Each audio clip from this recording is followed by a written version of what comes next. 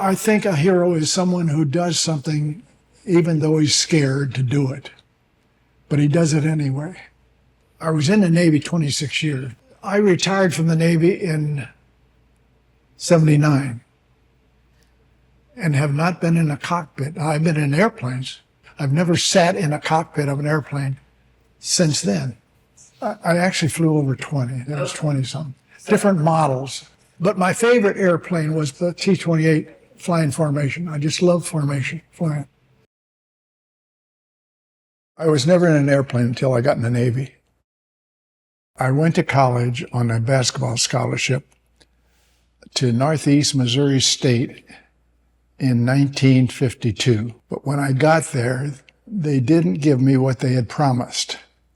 So I transferred to the Hannibal LaGrange Junior College in Hannibal, Missouri, and we had returned in early '53 from Hutchinson, Kansas, having participated in the National Junior College basketball tournament. The 5 starters, basketball starters, were seated at a table with 5 co-eds and just chatting back and forth. And all of a sudden, in the door came these 2 very handsome naval aviators in whites. And they were obviously Korean veterans because they had a chest full of ribbons. The girls went gaga. And one of the basketball players said, they ain't much, we could do that. And one of the girls said, well, we dare you to go over and talk to those guys. So on a dare, the 5 of us went over and talked to these recruiters. And we were all signed up to go to St. Louis and take physical and mental tests in the next 2-3 weeks. Well, when it came time to go, 3 of the guys backed out. So I ended up as the only one being qualified. I was brought back to St. Louis where I was inducted into the U.S. Navy. The Navy in St. Louis told me I had a choice of taking a train, a bus, or a plane from St. Louis to Pensacola. And since I was going into Navy flight training, I knew I'd get in an airplane, so I took the train. So I arrived in Pensacola on the 2nd of July and entered the pre-flight portion of Navy flight training.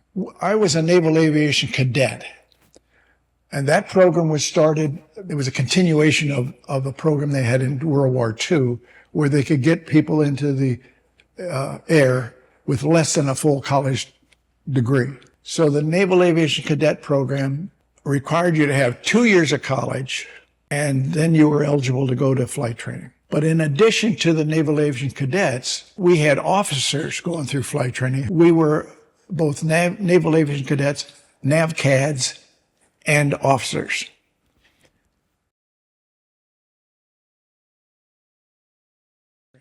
So after 16 weeks, they sent me to Corey Field. We flew the SNJ or AT-6 Texan for flight training. Primary, learn to fly the airplane, then acrobatics, and once we finished that, we went to Softly Field for formation training. And there we flew the SNJ in formation of 2 planes, 4 planes, and 6 planes. And then completion of formation training, we went to another field outside of Pensacola called Barron Field. And at Barron Field, we got gunnery training and then aircraft carrier training, field training. We flew 8 flights, landing on a simulated carrier deck painted on our actual runway. And then they sent us out into the Gulf of Mexico to land on a carrier. And this was on carriers, straight deck, long before angled decks on carriers. This was also before the mirror that is now on carriers. We were led in by an LSO who had paddles and gave us the cut. We landed full stop. They lowered the net, and then we took off, and then went up in the pattern and did it again. And we were supposed to do 6 landings. They sent me back in the landing pattern, so I actually ended up getting 8 carrier landings where almost everybody else got 6. The instructor, we landed at an outlying field. The instructor got out of the airplane and said, go do your solo. He told me make 2 or 3 landings, touch and goes. And then he said, come pick me up. And then I stopped, picked him up, and we flew back to our base at Corey Field. When I was by myself, looking out and seeing nothing but sky, and it was very pretty, and I'd never seen anything like that before. But doing it by myself for the first time was exciting, and I just knew I'd loved flying. It was typical tradition that once you landed after your solo, your fellow students would throw you in the pool. So I got thrown in the pool, and they cut your tie off. That was part of the tradition. After pre-flight and Corey Field, Softly Field, Barron Field, came back to Corey Field for radio instrument training. The SNJ AT6 was two pilots, front and back. The instructor was in the front where he could see. They put us in the back seat under a hood, and we had to fly instruments and do certain maneuvers without being able to see outside.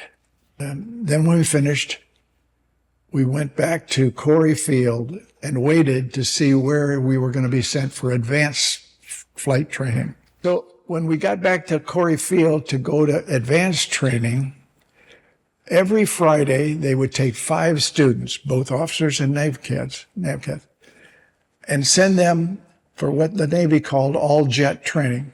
Once you got into jets, you stayed in jets. But if you weren't chosen, there must have been 15 or 20 of us got up at 3 o'clock on Friday to get in this line. And of the 5 chosen, I didn't get it. I was number 4. So the guys who didn't get the Memphis training were sent wherever the Navy wanted you. They sent me to seaplane training, which I didn't want, but I didn't have a choice.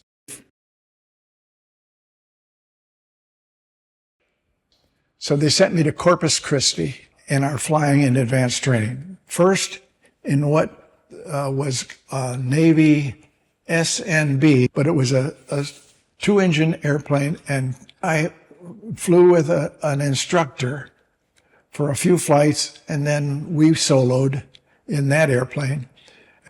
And once we finished that, we went out of one hangar into another hangar where you learn to fly the seaplane. PBM, fairly large 2-engine seaplane, no wheels. They put wheels on it, and you went down a ramp into the water.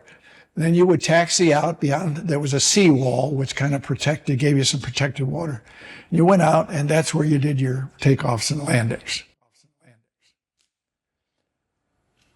And then, just before completing flight training, we had to go on a navigation flight. And so they put a bunch of us in PBMs, and we flew from Corpus Christi to Jacksonville, Florida, and landed in the St. Johns River. Then we went from there out over the ocean and flew to Norfolk, landed in Willoughby Spit, and from there we flew to Guantanamo Bay, Cuba. We flew back to Corpus Christi. The day we finished flight training was when we earned our Navy Wings of Gold and our commission. We were commissioned as a Navy ensign, and then we got orders. I had orders to VP 56 right across from Willoughby Spit, right next to Willoughby Bay. I was in that squadron for 3 years, from April 56 to 59. And after I'd been in the squadron about 3 or 4 months, we deployed to the Mediterranean and flew seaplanes from Norfolk to Argentia, Newfoundland, from there to Wales in England, and from Wales to the Mediterranean, where we landed on water, and we were supported by a Navy seaplane tender.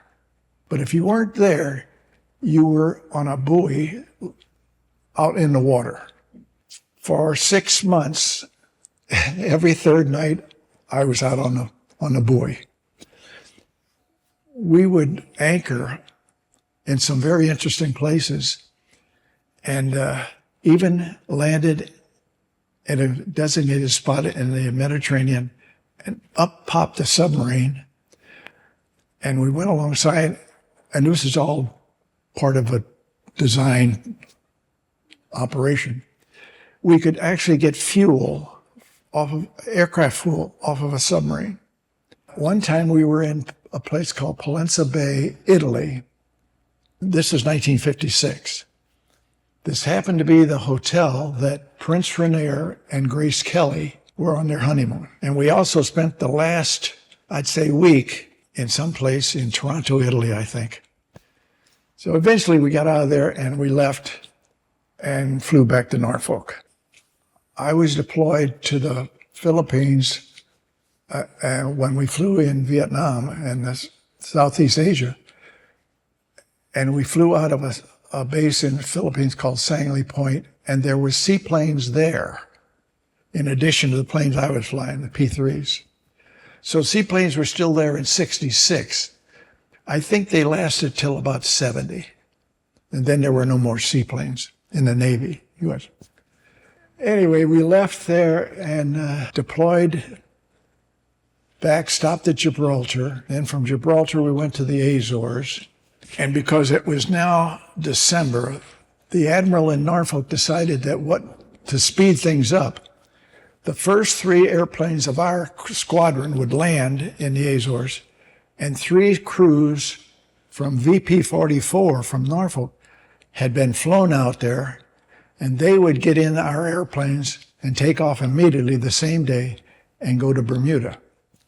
We learned in flying in the Mediterranean in rough weather was that there was a certain technique you used to get out of rather rough weather. And we used what they called JADO. It was jet bottles that you could strap to the airplane, and there were 2 on each side of the airplane. And they were small rockets, basically. And when you fired them, you got an immediate acceleration. We would fire 2 bottles, and that would get you out of the water doing what they called on the step, which meant you were skimming the top of the water.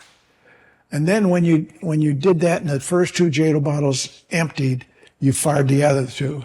And that would normally give you enough acceleration to get in the air. The VP-44's crew had never done this that way. And this pilot fired all 4 bottles of JADO at one time, which got him going here, but he kept hitting the top of the waves, and it slowed him down enough so that he got to the backside where he was getting a tailwind. And he started porpoising and going higher and higher, and finally came down and exploded. And we lost 5 crewmen, and four were picked up and survived.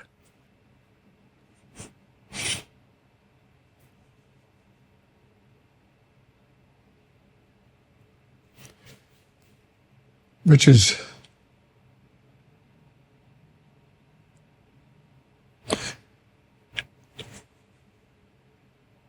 it's a very emotional.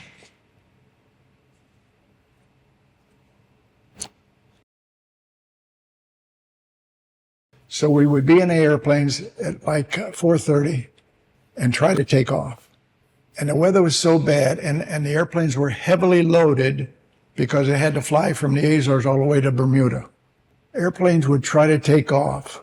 They just couldn't break the water because it's so heavy. So I had to go to every airplane and eliminate anything off the airplane that was not needed to get them to Bermuda. So we got them as light as possible. We were the first airplane to take off, and we could just barely get in the ground and couldn't climb because of the weight.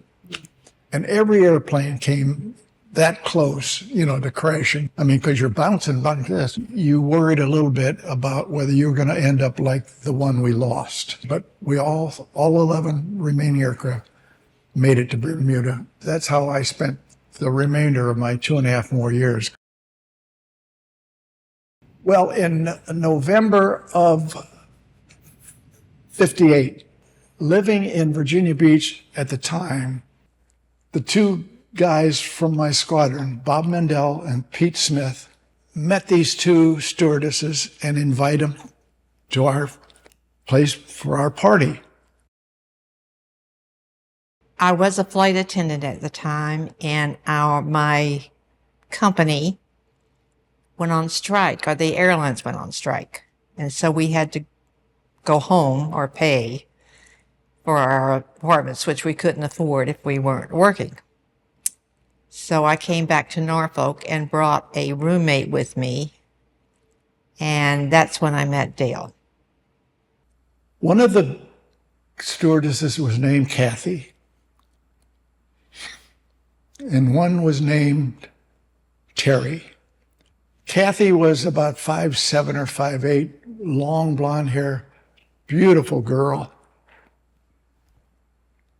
And when they walked through the room, into the room with Bob, I immediately went to Bob and said, "You get the brunette, I get the blonde."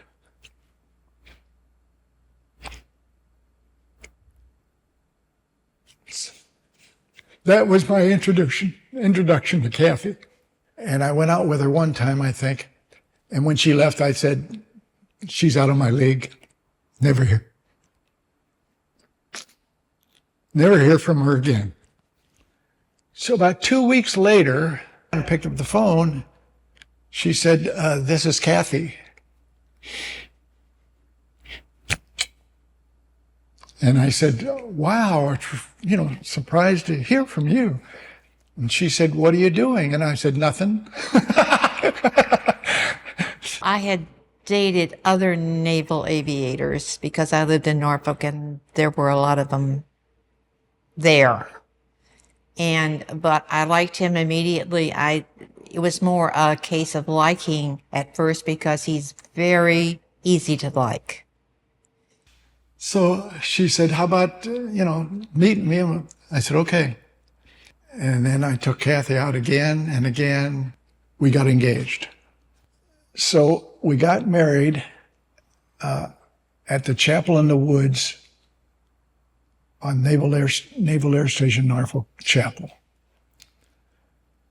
We decided to go to St. Louis on our way to Pensacola so that Kathy could meet the family. I told you I had 3 older brothers. 2 of the 3 served in World War II. My second oldest brother enlisted in the Air Force, Army Air Corps, on December 1, 1941, 6 days before Pearl Harbor. And he was sent and became a gunner. My second sister married an Air Force B-17 pilot. And my youngest sister, she married a soldier who served in Europe. So the military was part of my life. When we first got married, he was going to be in Florida, and our first son was born there. I have a great family. My 3 sons are great. They married wonderful women. I have tremendous grandkids, and I'm sure my great-grandkids are going to be just as good. I love formation flying. I would become a Navy flight instructor teaching formation to would-be naval aviators. You're up next to another airplane, and he's leader, so you do whatever he does. If he does a roll, you do a roll, and the only reason you know you're rolling is you're hanging in your straps. You're not looking out. Your eyes are on the leader. And then when I got to be a formation instructor, I spent 3 years doing that and flew over 2,300 hours in a T-28 doing that. Anytime he could get in an airplane, he loved it. And they were teaching students, and that's what he did. The first day I reported to the squadron at Whiting Field, which was 20 miles north of Pensacola. We all had to go to Forrest Sherman Field, which is at Pensacola, and get a ride in a Navy T-34. And the guy took us up, and we did inverted spins where you're upside down. And when we landed, he told us, never try to do an inverted spin in a T-28 because you can't recover. You can do spins, but you can't recover from an inverted spin in a T-28. That's what he said. Well, I proved him wrong later. It was something Dale really loved. And I think anytime you marry somebody and they like their job, it's a big plus for both of you because your husband's not complaining about what he's doing. He's enjoying it. And he did.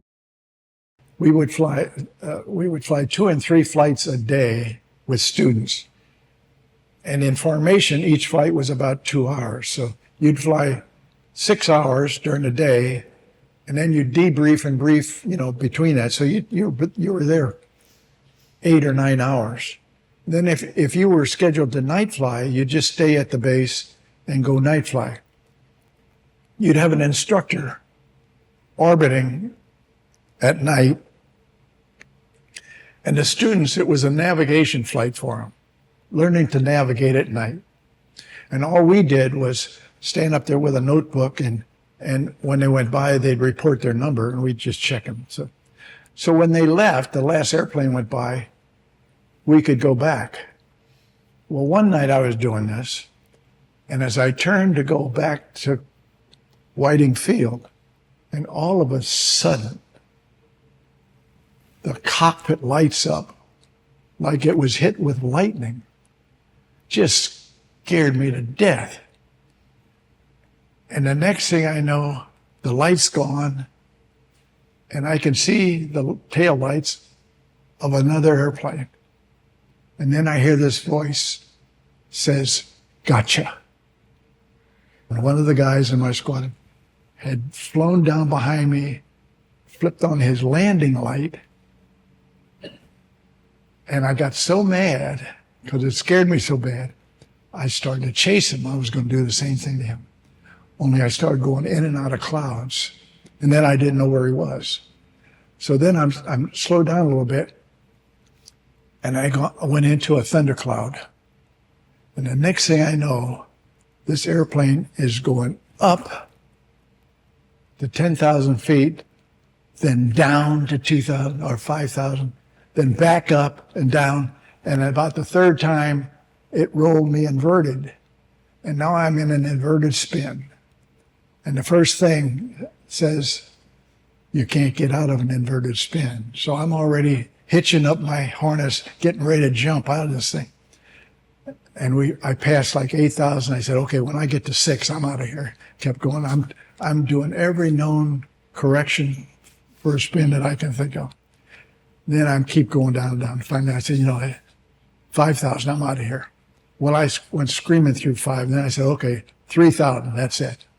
And at 3,000 feet, instead of this, it goes by itself, just recovered by itself. And I'm going straight and level, and my legs are shaking, and my hands. Anyway, I landed, but that was the first time, the last time I ever got in an inverted spin in a T-28. I flew over 20. So the first one was an SNJ AT-6. The next one was an SNB. The next one was a PBM. The next one was a P5M1, and then a P5M2, which were different. And then in 1958, I was sent to Roosevelt Roads, Puerto Rico, to be an observer of naval exercises. And while I was there, I ran into a friend of mine that I'd gone through flight training with. And he was in a squadron, I think it was called VC-8, a utility squadron, that had different airplanes, 4 or 5 different airplanes. One of them was an T-33 or an F-80. It was a Korean era fighter, Air Force fighter. And it was 2-seated, front and back. So I got, because this guy knew, he said, if you want to go with me, I have to fly the Regulus, but you can fly the airplane. So I was in the front seat. So I got jet time, first jet time I had, in a, whatever it was, an F-80 or T-33 something. And I got maybe 3 or 4 hours, 2 or 3 flights doing that. So that was my jet time. Oh, I went to Whiting Field and flew the T-28 for over 2,000 hours. Because of my seaplane experience, they were sending me to Trinidad, Naval Station Trinidad, because they had an amphibious airplane, an HU-16D. So I did that for 2 years. And then after Trinidad, I went to Pax River to fly in the very first P-3 squadron, BP-8. And we were the first squadron to fly, go into Southeast Asia and fly into combat. And we operated out of Sangley Point, Philippines. I never was very frightened of what his work was. It was something I didn't enjoy. Once I flew to San Diego, to NAS Miramar, which was a Navy base and the site of what later became Top Gun, later taken over by the Marines when the Navy moved someplace else. But I ran into another friend that I'd instructed with who was an F-4 pilot. So he took me up in a Phantom, and I don't know what we were doing, but anyway, we were up a couple hours. So I got to fly an F-4, but I wasn't in a fighter squadron, but I got to fly an F-4.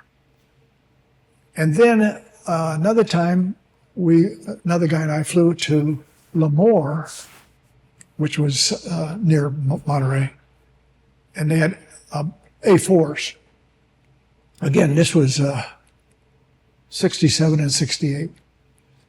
And again, I ran into a guy that I instructed with who was an A4 pilot. So he took me up in a 2-seat A4. I forget whether it was a B or C, whatever. So I got a couple hours in an A4. So that was the extent of my jet flying, an F-80, an F-4, an A-4. I loved them, and I would love to have flown formation in them because you didn't have that prop sitting in front of you that you had to worry about running into the wing. But my favorite airplane was because of what we were doing in it was the T-28 Trojan. It's a trainer. It was a trainer. It was about the equivalent of a World War II prop fighter. I mean, it had a top speed of 350 or something like that. But it was almost like the prop fighters flown in World War II. But it was a trainer for Navy pilots to go on. I've read about this organization, Forgotten Heroes Foundation. What they do is tremendous. I'm really impressed with what they do with the youth. And it just so happens that I think they have a couple airplanes. One of them was an AT-6. I figure I have enough energy and agility to get up on a wing maybe one more time.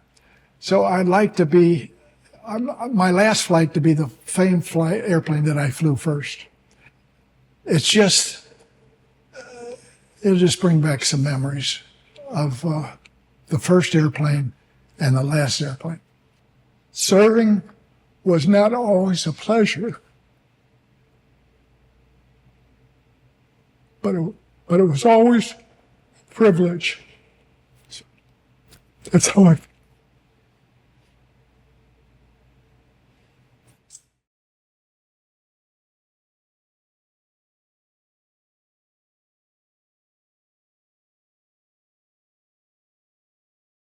Today is the flight in the Forgotten Heroes Foundation AT-6R, as in the Navy we call it an SNJ. Mr. Walters, thanks for joining me today. I do appreciate you coming today. Told me that the SNJ 7 was Texan was the first plane you flew in. Can you tell me a little bit about that? Last night I looked in I have 3 flight log books, and I looked in the first one. The very first flight in this airplane was 69 years and 2 weeks ago. I had never been in an airplane growing up, got to Pensacola and started flight training July 4th, 1954. And I'm thrilled to be in the cockpit for the last time today. Just to being able to get in the air and actually touch the controls for a few minutes. My grandsons had arranged for one of my grandsons to get checked out in a Cessna, and then they're going to take me up and let me fly in a Cessna. And I told them I appreciated it, but I would really like to have my last time in a cockpit be in an airplane that I actually flew. And so I'm just thrilled to get back and just look at the instruments. There are probably fewer instruments in this airplane than in my car. I'm thrilled to get back in it, and I can't thank you all of you enough. I looked into what the foundation is about, and I'm really impressed with what you're doing in the community. And if I can contribute in any way, I plan to do so. Your first contribution really is allowing us to kind of tell your story as part of this, and it's really, really cool. And we bring all those things in to tell the story, inspiring people to find the hero in themselves. I feel fortunate to have been able to fly in the Navy, and I feel fortunate to continue to still be able to fly. And the fact that you came and you asked us, I mean, just to be in a position to help you see that or you experience that one more time and kind of tell the story the way, kind of sundown it the way we were doing here. And I take it as a complete honor, and I appreciate it. Well, I can't thank you enough. And this will bring back memories from a long time ago, but it'll remain with me till my last days. I can tell you that right now. All right, here we go.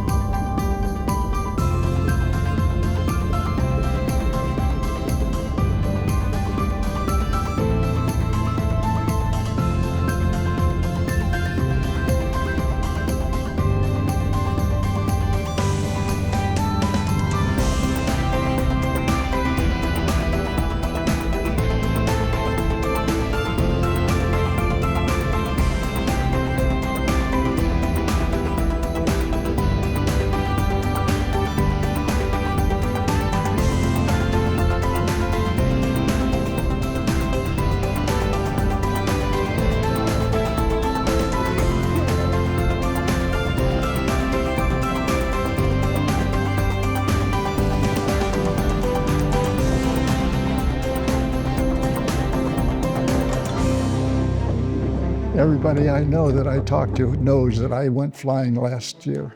It took me back to 19 years old when I first stepped inside an airplane. Just being able to put my hands on the stick and the throttle brought so many, many memories back, thoughts and memories that I can never thank Micah enough for that. And it'll be in my memory bank for a long time.